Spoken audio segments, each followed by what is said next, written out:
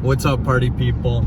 This is gonna be part one of my little series. Like I said, in the previous video, we were talking about 5 things you want to avoid to get rich, and number one being was cars.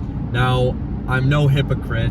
Really, what I said in the previous video is hard to achieve in terms of not having a car, period. I understand that. Most people need a car and most people use a car to gain money. If you can do it, and if you could do it, if your whole entire goal in life was to save as much money as possible, get as rich as quickly as possible, having no car is an incredible thing that you could do, and it will catapult you ahead of everyone else. Now, for the people who can't do that, for the people who do need a car, we can at least minimize this in a couple different ways. Number one, by not buying the most expensive car that's gonna depreciate immediately. I'm gonna run you guys through getting a car and what's acceptable and what's not. Later on in the video, I'm gonna run you guys through the actual numbers, the boring parts. So keep that in mind. Later on, we'll talk about that. But right now, just keep in mind when getting a car, you guys don't want to go crazy and buy the most expensive car possible, because it's going to set you back. We're talking insurance payments, we're talking gas, we're talking the fact that you have to be worried about other people on the road destroying your car is enough of a reason to not even want to get a good car. I'm going to use my car as an example because I made the dumb decision on getting a more expensive car, not necessarily one that I couldn't afford, but one that really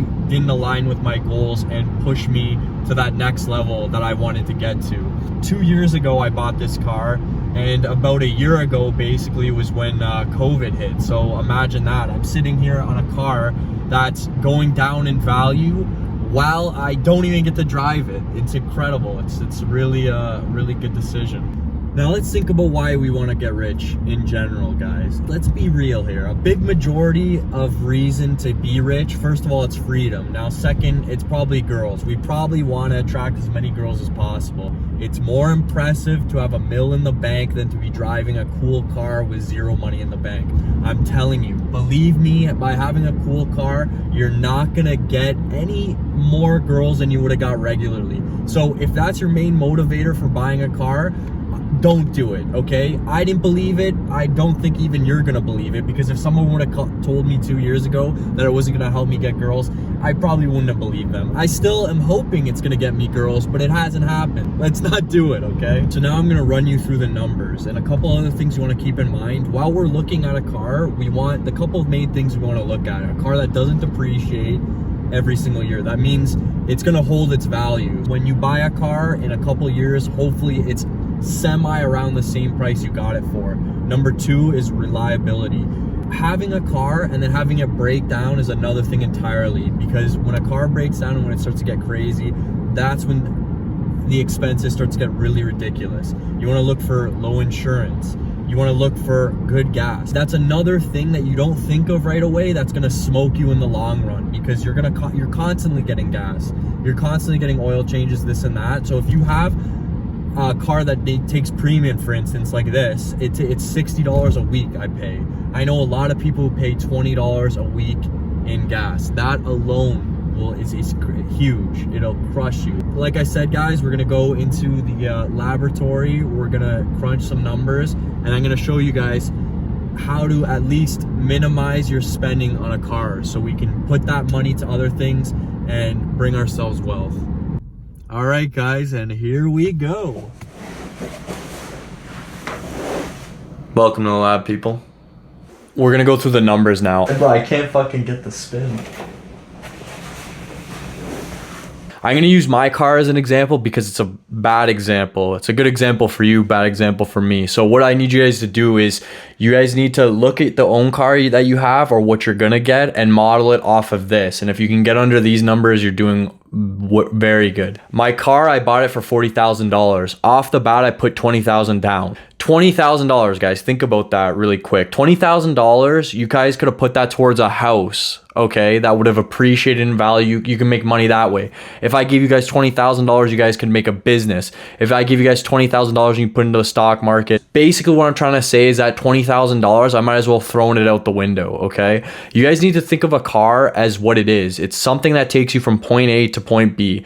Don't use it as a status symbol. Don't use it as anything else than it needs to be, because that's how it's going to keep you poor. Now, my car, after 2 years of owning it, is worth $25,000. That's minus $15,000 that I had to pay. I had to pay that $15,000 just to lose it 2 years later. So once again, we're losing money. That's the fastest way to lose money.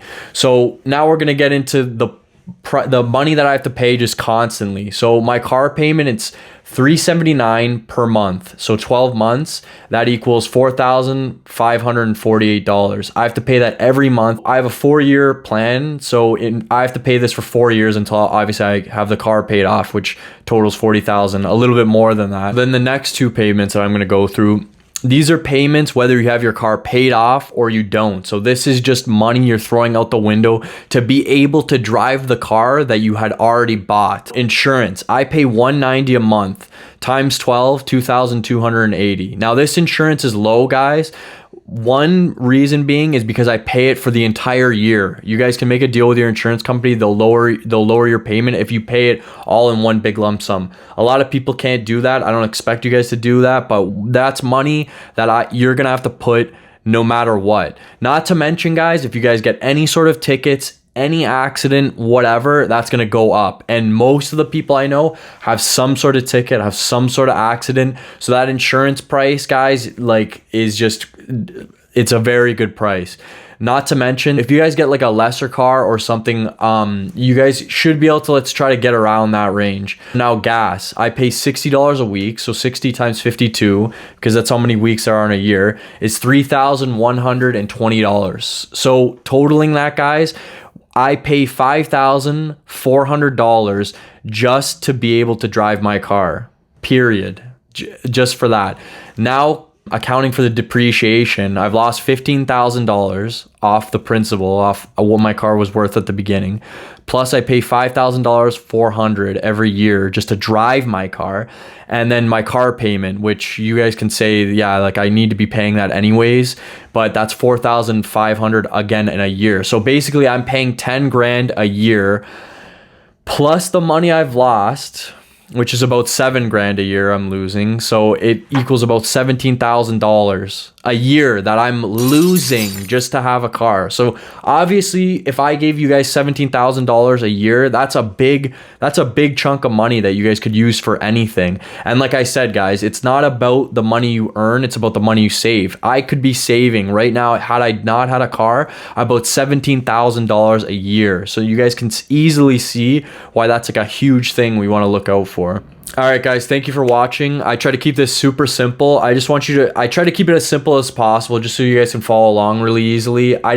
We didn't go into oil changes, none of that stuff. Just the big chunks that we're going to be spending on our car. So you guys want to be very vigilant and very mindful of these expenses on your own car. Try to minimize them as low as possible. And in the long run, you guys are going to save yourselves a ton of money. And in saving the money, you guys are going to make tons of money. Thanks for watching, guys. Share with your family and friends, and I'll talk to you guys soon. Straight up to things. Don't laugh. But it's funny though. It's funny to laugh.